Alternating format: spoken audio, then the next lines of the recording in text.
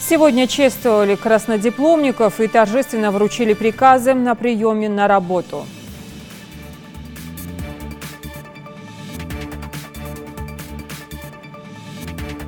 В пункт назначения с опережением. В Магасе запустили велотакси. Пробки в час пик не страшны.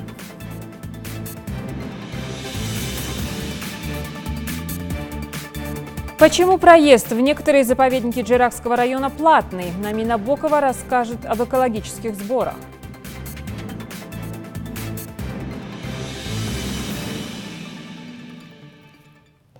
Добрый вечер, это новости 24. Матч 8-го тура профессиональной футбольной лиги «Зоны Юг» завершился победой «Ингушта» со счетом 1-0. Назрановская команда на своем поле принимала футбольный клуб «Краснодар-2». Болельщикам игра запомнилась большим количеством острых моментов. На 27-й минуте первого тайма отличился Заурбек Конов, нападающий «Ингушта». Второй тайм также прошел под диктовку ингушской команды, но реализовать многочисленные атаки не удалось. Победа в сегодняшней встрече, кстати, обеспечила нашей команде еще 3 очка в их копилке. Сегодня уже по традиции 6-й раз чествовали выпускников, обладателей красных дипломов. В торжественной обстановке прямо на сцене ребятам вручили приказы на приеме на работу. Многолетний труд и упорство были вознаграждены потенциальными работодателями. И все это в рамках программы трудоустройства краснодипломников. Репортаж Мадины Пугоевой. Под бурные аплодисменты собравшихся на сцену поднимаются лучшие выпускники вузов этого года. Краснодипломникам вручают выписки из приказов о трудоустройстве в министерствах и ведомствах республики. Тумбоевой Фатиме Закреевне.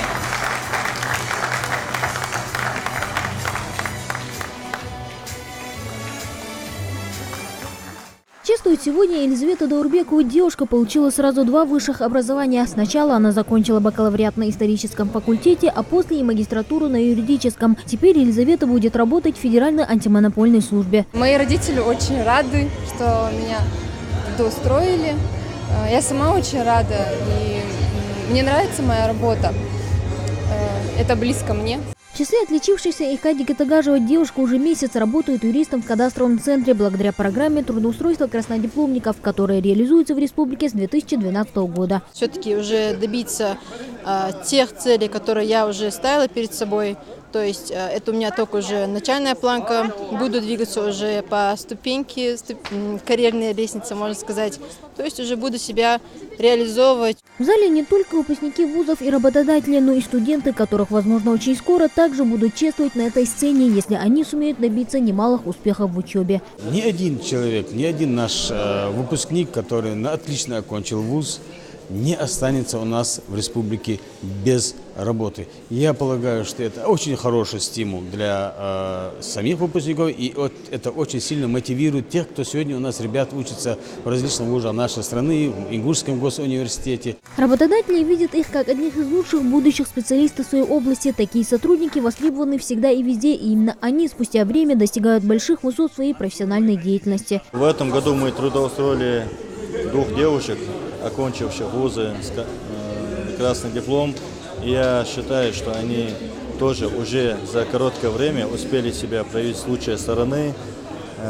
Благо сегодня в них я вижу и желание работать. Самое главное, да, есть бесспорно навыки, знания, полученные в ходе учебы. С успешным окончанием вуза и последующим трудоустройством виновников торжества поздравил и глава республики Юнусбек Евкуров. Пожелал краснодипломникам успеха в работе, карьерного роста и удачи во всем. Всем спасибо, поздравляю всех, наших детишек особенно. А те, кто в зале сидит и не получил рабочее место, дипломники, не отчаивайтесь, я буду держать это на контроле. И если не еженедельно, то раз в месяц мы по этому поводу будем заслушивать и разбираться по списку, кого трудоустроили, кого нет. До Нового года постараемся всех вас трудоустроить. Неожиданный, но приятный подарок получил сегодня и глава республики. От имени всех трудоустроенных специалистов руководители региона вручили набор шоколадных конфет в виде книги, а в завершение совместная фотография на память. Мадина Пугоева, Адам Долгиев, Новости 24. Минэкономразвития России спрогнозировало сокращение пенсий в реальном выражении. Согласно документу, в ближайшие 3 года пенсионные выплаты в реальном выражении в России расти не будут. Это произойдет из-за отказа от их индексации работающим пенсионерам, которых в России около 10 миллионов. Кроме того, на их сокращение повлияет инфляция, которая по прогнозу будет выше, чем в этом году. Индексируют же пенсии на величину прошлогоднего показателя. Согласно основному сценарию, они снизятся на 0,7% в 2018 году и по 0,6% в 2019 и 2020 годах. Модернизированный велосипед вместо автомобиля. Сегодня в Магасе запустили первое велотакси в республике. Интересный, экологически чистый вид транспорта может стать не только хорошим развлечением для жителей и гостей региона, но также своеобразным спасательным кругом в час пик для передвижения по городу. Один минус. Такой новый вид транспорта может быть задействован только в теплую и сухую погоду. А также он требует определенной велосипедной дорожки, которые в нашей республике пока функционируют только в центре столицы. Первые пассажиры смогли сегодня прокатиться с ветерком. Это не просто велотакси, это велотакси, которое передвигается на солнечных батареях, на специальных аккумуляторах. То есть они, можно сказать, день и ночь будут работать бесперебойно. Взрослые приезжают ради того, чтобы уже покататься на велокебах. Хотя мы их только сейчас запускаем, но вчера, позавчера, когда уже пробно велокебы выезжали, люди уже интересовались, уже приезжали. И я думаю, что это и туристические, это и экологический, это и по многим другим направлениям очень интересный вид транспорта. Агрессивное вождение – термин по-прежнему актуальный. Нетерпимость водителей по отношению к другим участникам дорожного движения, как правило, приводит к трагическим последствиям. Как по максимуму этого избежать, разбирался Саид Куштов. Пример того, что как нужно водить. Водитель «Лада Приоры» сам не нарушает, соблюдает скоростной режим, включен свет, и он может легко и спокойно, не тратя свои нервы, добраться до дома. 570-й километр трассы М29 «Кавказ». Разрешенная скорость на этом участке дороги 60 км в час. Но водителей, по-видимому, эти ограничения мало волнуют. Каждый второй норовит нарушить. Обгон, пересечение сплошной. В качестве оправдания всегда одно и то же. Опаздывают на работу, спешат в больницу. Каждая минута на счету. Один нарушитель, водитель большегрузного КАМАЗа. Он не накрыл свой груз, как подобает. Возможно, может упасть камушек и попасть в лобовое стекло, тем самым спровоцировать дорожно-транспортное происшествие. Вот еще один нарушитель. Нарушает прямо перед сплошной линией. Только за последние 3 года в дорожно-транспортных происшествиях в регионе погибло по меньшей мере около 500 человек. Корень зла кроется в самом банальном – несоблюдении правил дорожного движения, что часто приводит к трагическим последствиям. Федеральная трасса М29 «Кавказ». Порой невольно складывается впечатление, что на эту дорогу выходят, чтобы посоревноваться в скорости. Двойной обгон – это прямое нарушение. Еще один нюанс. Доезжая до поста ГИБДД, пыл нарушителей, как правило, резко стихает. Все как один становятся законопослушными гражданами. Пристегивать ремень безопасности, становятся внимательными. Такое впечатление, что правила для некоторых существуют только, чтобы продемонстрировать инспекторам. Вот этот водитель только что нарушил двойную сплошную, а сейчас перед постом ДПС прям-таки соблюдает все правила дорожного движения. Так или иначе, чтобы снизить уровень ДТП в регионе, ведомством предпринимаются различные действия, в том числе рейды. Не стоит забывать о тех водителях, которые правила дорожного движения в пример многим соблюдают. Например, Ваха Урусханов имеет 43-летний стаж вождения. Признается, что молодые с горячей кровью совершают на дорогах необдуманные поступки. Молодежь, шортик даба, шортик чебуары, 70-80 километров. обгоняй, волота, zum обгон, главное. Я халис, я. потихоньку доводил, Для молодых и для водителей в пожилом возрасте правила дорожного движения для всех одинаковы, и наказание за их нарушение тоже. И каждому участнику главное не забывать о том, что дома их ждут родные. Я хотел бы обратиться к водителям, которые ездят в республике, чтобы соблюдали правила дорожного движения, потому что действительно каждая человеческая жизнь, она очень дорога, и его близким, и его родственникам, чтобы не было таких вот страшных результатов, действительно. Это, мы знаем эту статистику, даже вот я знаю, что течение сентября, вот только половина месяца прошла, уже 5-6 смертельных исходов на дорогах республики. Это для нашей республики очень много. С начала этого года на трассе М-29 «Кавказ» зафиксировано около сотни ДТП. В скором времени власти региона планируют расширить дорогу. Но если водители не начнут элементарно соблюдать ПДД и уважать друг друга, все тщетно. Саид Куштов, Рахман Цуров, Новости 24. На программу «Диалог с народом» обратились жители с жалобой на то, что проезд в некоторые заповедники Джейракского района платный. Экологические сборы обязательны по стране. Отменить их просто невозможно, поскольку денежные средства идут на поддержку охраняемой государством территории. Подробнее обо всем Амина Бокова. Пропускной пункт к башенному комплексу Хамхи – одно из самых оживленных мест в горной местности. Выезд на территорию комплекса осуществляется только при оплате экологического сбора, если точнее 100 рублей с каждого человека. Однако не все согласны платить налог. Это не раз становилось поводом возмущений со стороны отдыхающих. Многие категорически не согласны платить, а кто-то даже разворачивается и уезжает обратно, как, к примеру, этот мужчина. Свое поведение он аргументирует тем, что является представителем Тейпа Хамхоевых, у которого здесь даже сохранились родовые башни, поэтому имеет полное право приезжать сюда бесплатно. И такие отдыхающие здесь не редкость. Говорят, что это наши предки здесь жили. Мы не обязаны платить. А нахождение на территории заповедника ограничено. Но бачите, добросовестные платят с физического лица 100 рублей. Если у них нет возможности, мы берем это 100 рублей, они забрасывают и проезжают. У кого вообще нет, мы пропускаем. Я же не могу отправить обратно домой. За что платить, негодуют туристы. С этим вопросом жители даже обратились на диалог с народом, видимо, не зная, что экологические сборы обязательны по всей стране, и Ингушетия здесь не исключение. В ответ на это сотрудники охраны комплекса объясняют, денежные средства, полученные от туристов, идут на благоустройство заповедников. Так, 26 беседок были установлены на территории комплекса. До конца года планируется установить еще 10. Начиная от Эгикалов, Хамхи, в Таргиме и в Волнушках. Всего 26 штук. Есть у нас туристические маршруты, 11 туристических маршрутов. Вот именно эти беседки установлены там, где именно туристы отдыхают. Предпочитая не платить сборы, отдыхающие меняют маршрут путешествия и разбивают лагерь на территории, свободной от экологического сбора. Посиделки на чистом горном воздухе, как правило, оканчиваются пакетами с мусором, оставленными у реки. Нередко здесь и разбросанные пластиковые бутылки, токсичные пакеты, даже клей. 3 раза в неделю за счет экологических сборов охрана заповедника расчищает территорию, как платную, так и бесплатную.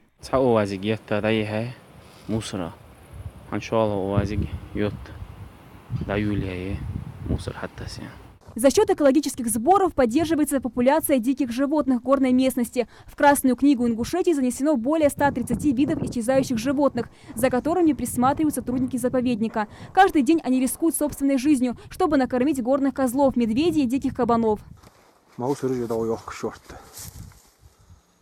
Далеко не каждый отдыхающий задумывается, на что уходит экологический сбор. Кто-то предпочитает молча заплатить, а кто-то идет на принцип, считая, что горная местность принадлежит всем, и пребывание на земле своих предков должно быть бесплатным, забывая, что за этой землей тоже надо ухаживать или хотя бы не вредить ей. Амина Бокова, Рахман Цуров, Новости 24. Дети, родители которых неизвестны, получат право на социальную пенсию. Федеральный закон принят Государственной Думой и одобрен Советом Федерации. Так, с 2018 года вводится новый вид социальной пенсии для этой категории детей. Таким образом, они будут получать социальную пенсию в таком же размере, что и дети, которые потеряли обоих родителей или единственного кормильца.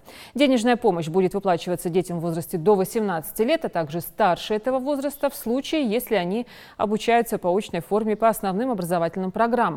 В случае усыновления такого ребенка выплата пенсии будет прекращена с 1 числа месяца, в котором ребенок был усыновлен. Общественный фонд социального развития «Генезис» продолжает реализацию регионального проекта «Вместе». Итак, накануне провели образовательный тренинг для участников из 4 регионов СКФО. Им был предложен мастер-класс по организации качественных обучающих семинаров. Зелимхан Калоев с подробностями. Все так думают, всем так кажется. На самом деле в тренинге так говорить нельзя. И надо говорить «я», «мне», «по-моему». Активные, креативные и талантливые. Участников на этом тренинге самих учат основным принципам проведения обучающих семинаров. В одном зале не только студенты, но и опытные педагоги и психологи. Научно установленный факт: человек усваивает 30% от того, что слышит, 30% от того, что видит, 90% от того, что делает сам. Вот почему, вовлекая человека, вы наилучшим образом его обучаете и образовываете. Теория тут же закрепляется практикой. Благодаря различным упражнениям будущим тренерам объясняют и показывают, как в свою очередь разогреть аудиторию и привлечь внимание слушателей. Говорим привет, разворачивайся и должны занять. Кто-то из нас должен занять это место. Надо выбирать человека, который медленнее. Для Луизы Саутиевой, как, впрочем, и для всех участников, немаловажно знакомство и обмен опытом друг с другом и с коллегами из соседних республик. На подобной площадке она впервые, но уже подчеркнула для себя много нового и интересного. Очень хочу научиться вести тренинги, как-то самореализоваться. Я далека от психологии, и вот это что-то новое для меня интересно, узнавать что-то новое. Также знакомиться с людьми с других регионов, у них какое-то свое видение некоторых вопросов, и мне очень нравится. Инициатор проекта «Вместе» – Общественный фонд социального развития «Генезис». На этот раз тренинг собрал участников из 4 республик – Ингушетии, Чечни, Дагестана и Кабардино-Балкария. Ильдар Лилаев участвует в проекте уже во 2-й год. В этом году он приехал с коллегами, уже будучи помощником регионального координатора программы. «Вместе» – один из ключевых проектов на межрегиональном уровне. Участники, которые уже прошли курс обучения, сейчас успешно реализуют свои возможности у себя в регионах. Ребята, которые в прошлом году был прошлый поток ребят, которых мы взяли, скажу, что с этими ребятами мы не ошиблись, потому что они смогли достойно представить регион у себя по возвращению, провели огромное количество тренингов, а сейчас, на данный момент, они уже работают по другим направлениям, по другим проектам, уже собственного написания, которые они, собственно, защищали лично, и уже продвигают их на уровне региона. То есть эти ребята, которые нашли, можно сказать, свое место в обществе. Тренинг очень интересный и, главное, полезный. Я думаю, это оптимальная комбинация для мероприятий подобного толка. Мы должны получить и информацию, и должны это пройти, конечно же, информативно и интересно. Амина Бекмурзиева тоже зря времени не теряет. Активно налаживает мосты дружбы с молодежью. Девушка успела познакомиться с многими ребятами, а также поделиться своими знаниями и взять на заметку что-то новое для себя. Несмотря на то, что мы тут с разных регионов приехали, мы нашли много общего, там у нас схожие идеи, схожие характеры. И мы дальше считаем, что будем общаться, будем развивать свою эту деятельность.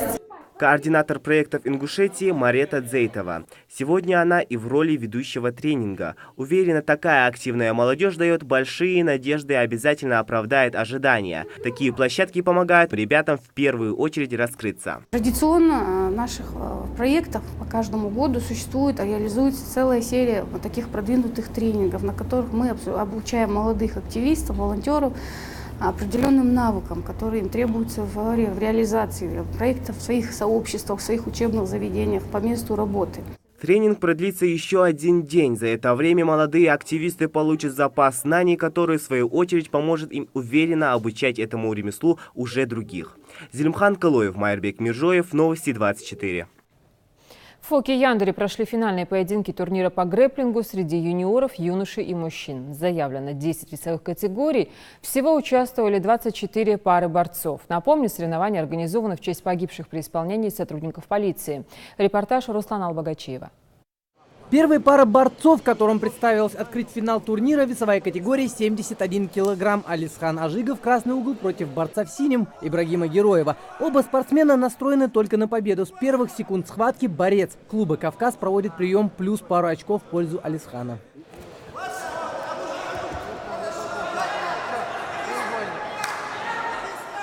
Болевой на ногу, залом руки, бросок. Спортсмены на ковре выкладываются на все 100%.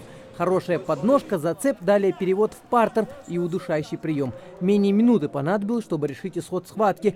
Алисхан Ажигов вырывает себе победу. Вот сейчас боролся боец нашего клуба Ажигов Алисхан.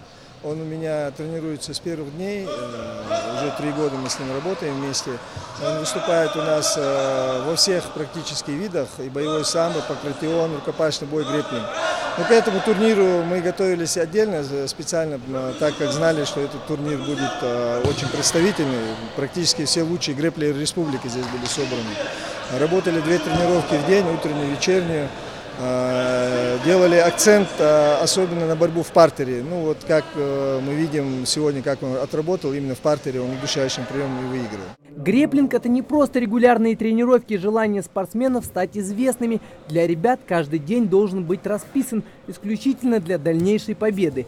Упорство и техника подготовят к любым соревнованиям, а такие вот поединки помогают набирать опыт для дальнейшей спортивной карьеры. В бойцовском мире очень высоко ценится победа на соревнованиях по грэпплингу, так как здесь участвуют самые сильные спортсмены. Еще в этом боевом искусстве гармонично совмещают приемы как самбо, вольной борьбы, дзюдо и джиу-джитсу.